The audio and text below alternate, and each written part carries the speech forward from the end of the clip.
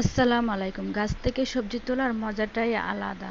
তার উপরে মাথার উপর আকাশটা এত সুন্দর ভালো লাগছে, অসম্ভব সুন্দর লাগছে। আল্লাহ তাআলার সৃষ্টি খুবই সুন্দর।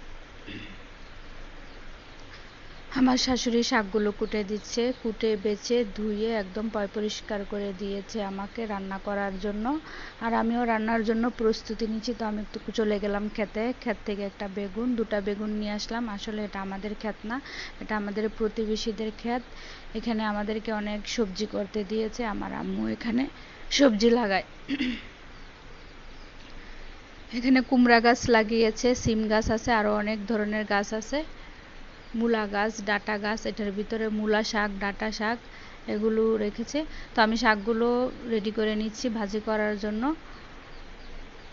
তো ভাজি করতে যা যা উপকরণ লাগবে আমার, পেঁয়াজ, রসুন আর কাঁচামরিচ।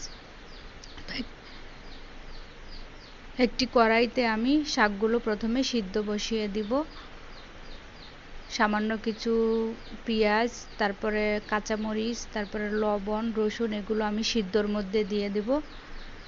শাকটা সিদ্ধ করা হয়ে গেলে আমি শাকটাকে শুকনা মরিচ দিয়ে ভালোভাবে আর একটু পেঁয়াজ রসুন দিয়ে শাকটাকে বাগার দিয়ে নামিয়ে ফেলবো। তো বন্ধুরা, তোমরা যারা প্রতিনিয়ত আমার ভিডিও দেখো তোমাদেরকে অসংখ্য ধন্যবাদ পাশে থাকার জন্য, সাপোর্ট করার জন্য। এভাবেই তোমরা সাপোর্ট করো। তোমাদের ভালোবাসা যদি না পেতাম, সাপোর্ট না পেতাম, তাহলে এত দূর পর্যন্ত এগিয়ে আসতে পারতাম না। তাহলে দেখো আমার শাকটা বাগার দিয়ে দিচ্ছি। এখন আমি শাকটাকে নামিয়ে নেব। তো তোমরা সাথেই থাকো, ফুল ভিডিওটি দেখবে। আরো অনেক মজার একটা রান্না আছে। আমি কিন্তু তোমাদের ফুল ভিডিও দেখি, তারপরে একটা গঠনমূলক কমেন্ট করি। এতে তো আমার কোনো সমস্যা হয় না, ক্ষতি হয় না। তোমরাও এরকম করবে। তো এই পাঁচমিশালি মাছগুলো দিয়ে আমি এই পাঁচমিশালি তরকারিটা তৈরি করব। এখানে চিচিঙ্গা, মিষ্টি কুমড়া শাক, আলু, বেগুন এগুলো আমি নিয়ে নিয়েছি। পাঁচমিশালি মাছগুলো দিয়ে পাঁচমিশালি তরকারিটা রান্না করে দেব মশলা ছাড়া। তো আমার হাজবেন্ড বলল, এসে দেখো মুরগির বাচ্চাগুলো কিভাবে ধুলো দিয়ে খেলা করছে। তো আমি একটু দেখলাম। আর ঘুঘু পাখি নাকি ওকে কুংফু শিখাচ্ছে। আসলে ঘুঘু পাখিটার কাছে গেলে এমনভাবে একটা রিয়াকশন নেয় যাতে ও কুংফু শিখাচ্ছে। তো খুবই হাসি পাচ্ছিল ওর অ্যাকশনটা দেখে। এদিকে আমি তরকারিটা বসিয়ে দিলাম।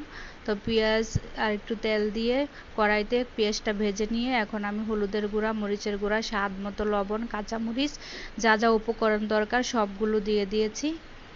এখন আমি এটাকে নেড়েচেড়ে মশলাটা কষিয়ে তারপরে আমি মাছটা দিয়ে দিব।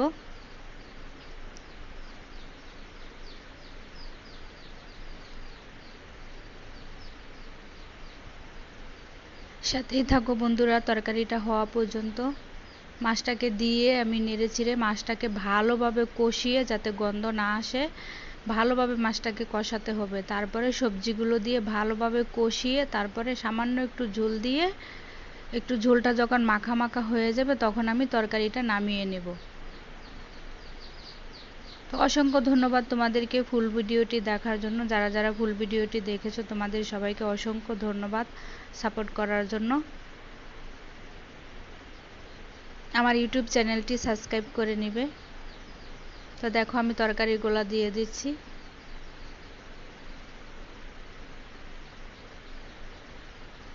এরকম নিত্য নতুন রান্নার ভিডিও দেখতে আমার চ্যানেলটি অবশ্যই ফলো করবে আর ইউটিউব চ্যানেলটি সাবস্ক্রাইব করে রাখবে।